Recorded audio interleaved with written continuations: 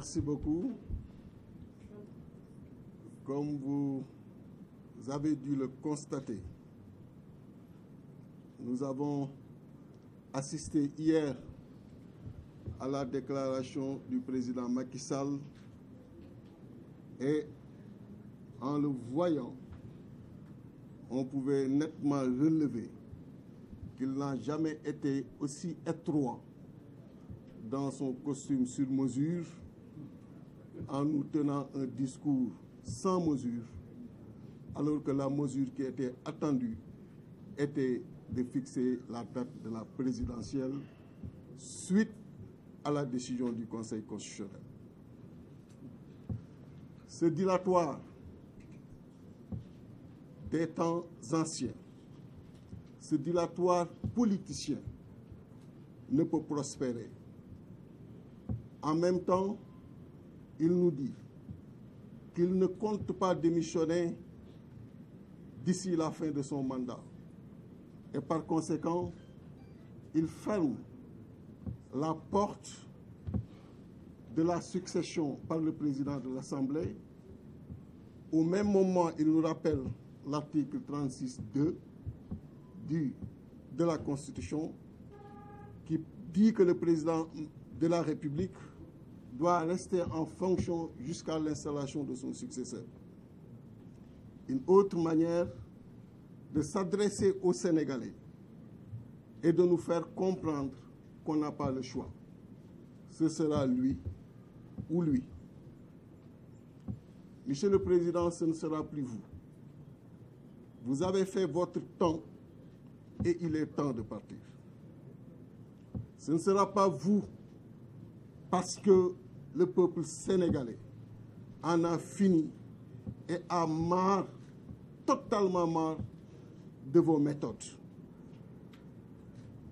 Le front FC 25, vous avez envoyé un communiqué dans lequel il a tenu à être extrêmement précis, vous rappelant que vos seuls interlocuteurs demeurent les 19 candidats à cette étape du processus électoral.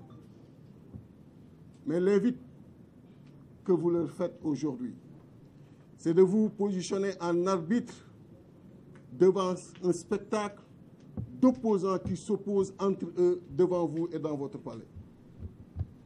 Nous ne sommes pas de ce niveau-là. Et jamais nous ne descendrons à ce niveau-là. Nous avons beaucoup de respect pour tous les opposants. Et ce n'est pas au moment de votre départ que vous allez opposer les opposants. Les positions sont claires, nettement définies, par chaque groupe et par chaque candidat, qu'il soit retenu, spolié ou exclu du processus électoral. Il est hors de question de nous réunir pour acter nos divergences et trouver une porte de vous maintenir. Nous ne le ferons pas et nous ne vous donnerons jamais cette occasion-là.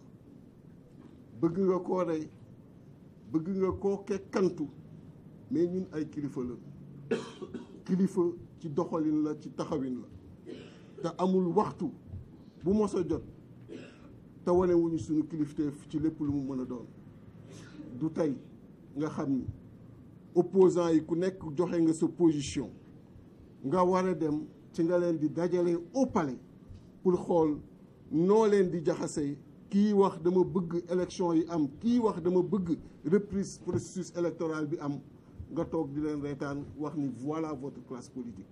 C'est une classe très responsable.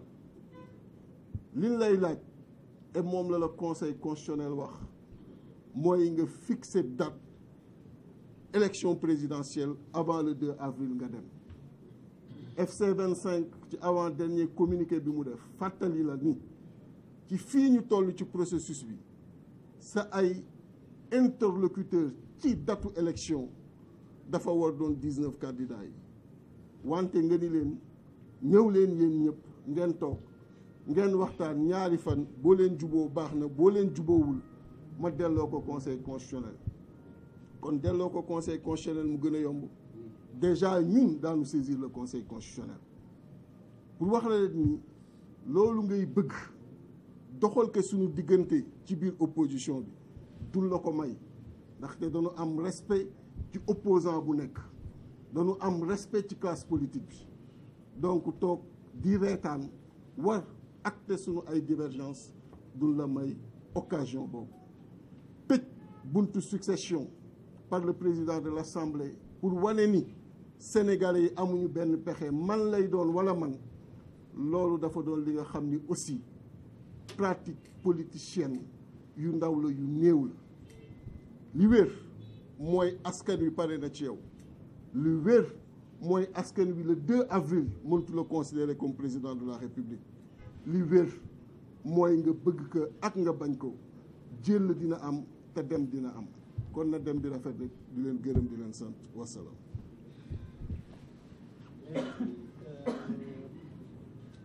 Ndiaye, bon représentant